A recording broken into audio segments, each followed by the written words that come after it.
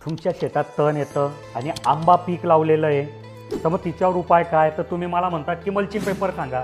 अहो, मल्चिंग पेपरचं आयुष्य जास्तीत जास्त 1.5 वर्ष 2 वर्ष.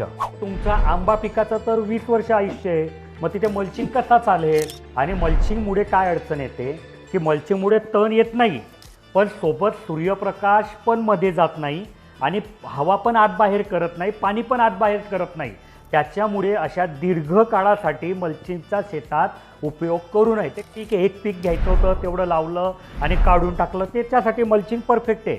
पण जिथे असं दीर्घकाळ आहे की बाबा आंबा आहे, लिंबू आहे, मोसंबी आहे, तुमचं डाळिंब आहे किंवा कुठलंही पीक आहे की तुम्हाला 4 वर्ष 5 वर्ष करायचं आहे, तिथे तण येऊ नये म्हणून उपाययोजना, तर त्याच्यासाठी तुम्ही तिथे सॉईल कव्हरचा उपयोग करा. सॉईल कव्हरमध्ये काय होतं की सूर्याचा प्रकाश जमिनीपर्यंत जात नाही, म्हणून तिथे तण येत नाही. खाली जे काही तण आहे ते पण लवकर कंपोस्ट होऊन जातं आणि सोबतच हवा पाणी आत बाहेर खेळत राहते. त्याच्यामुळे जमीनसुद्धा खराब होत नाही आणि जिथे मल्चिंग दर 1.5 वर्षाने चेंज करावं लागेल, तिथे ही सॉईल कव्हर तुम्हाला 5-5 7-7 वर्ष साथ देईल. तर अशा कुठल्याही पिकासाठी तुम्ही मल्चिंगचा उपयोग करू नका, तुम्ही सॉईल कव्हरचा उपयोग करा.